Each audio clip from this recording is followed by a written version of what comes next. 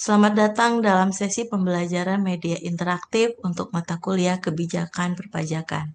Sebelumnya saya ingin bertanya kepada kalian semua, pernahkah Anda membayangkan bagaimana sebuah negara mengatur ritme ekonominya?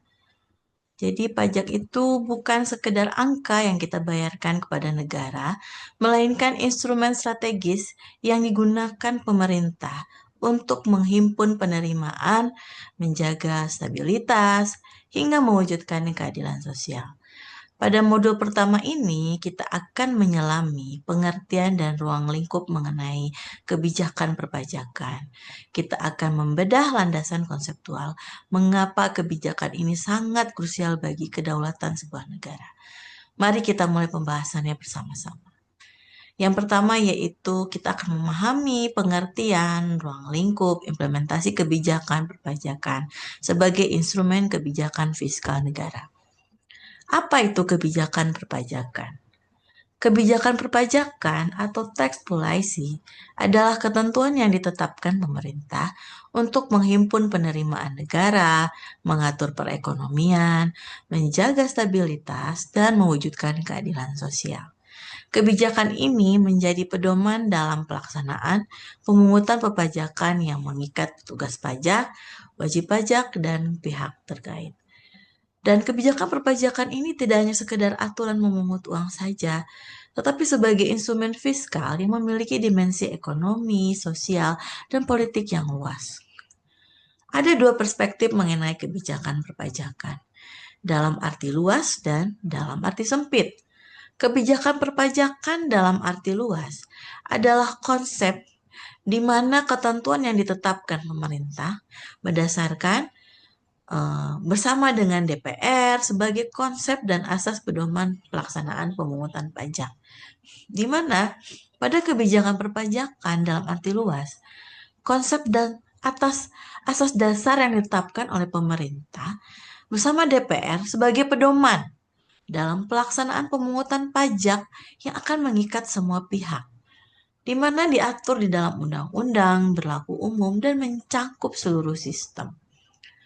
Yang menjadi karakteristik dalam kebijakan perpajakan arti luas ini menjadi ciri khas sistem perpajakan suatu negara dan tertuang langsung dalam undang-undang. Contohnya, untuk kebijakan perpajakan dalam arti luas, misalnya reformasi pajak tahun 1983, di mana adanya perubahan sistem dari official assessment, di mana pajak ditetapkan oleh fiskus atau petugas pajak, menjadi self-assessment, wajib pajak yang menghitung dan melaporkan sendiri. Kemudian dalam arti sempit, kebijakan perpajakan itu dalam arti sempit merupakan perlakuan khusus atau instrumen yang spesifik yang berbeda dari ketentuan umum. Berlaku bagi subjek atau objek pajak tertentu dengan syarat khusus. Dalam arti sempit, kebijakan perpajakan merupakan perlakuan khusus, insentif, kemudahan, fasilitas yang berbeda dari ketentuan umum, biasanya diberikan pada subjek atau objek tertentu dengan persyaratan khusus, di mana dalam arti sempit ini terkait dengan fasilitas perpajakan, kemudahan khusus, dan insentif tertentu. Nah, fungsinya ini di dalam arti sempit ini digunakan untuk mencapai tujuan yang lebih terfokus tanpa mengubah kerangka dasar sistem perpajakan secara keseluruhan. Instrumennya itu seperti penyesuaian tarif khusus, perubahan basis pajak, hingga pemberian fasilitas. Wujud nyatanya seperti fasilitas kemudahan atau insentif pajak seperti tax holiday, tax allowance, dan super tax deduction. Kemudian saya akan menjelaskan apa tujuan dari kebijakan perpajakan. Penetapan kebijakan perpajakan bukan tanpa alasan.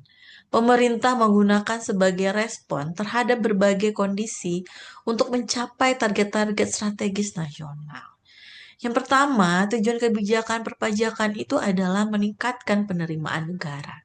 Optimalisasi penerimaan negara sebagai sumber utama pembiayaan pembangunan. Jadi pajak itu adalah sebagai sumber utama pembiayaan pembangunan nasional. Yang kedua, mendorong pertumbuhan.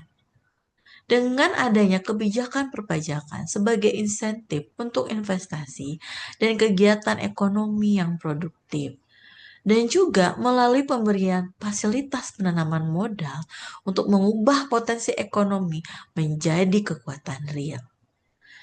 Dan yang ketiga, apa tujuan dari kebijakan perpajakan? Yaitu mewujudkan keadilan.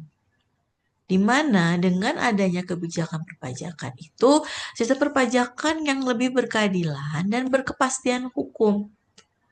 Sehingga terjadinya pemerataan dari pendapatan, kemudian adanya kepastian hukum, sudah menjadi tujuan kebijakan perpajakan. Dan yang keempat adalah meningkatkan kepatuhan. Di sini dengan adanya kebijakan perpajakan,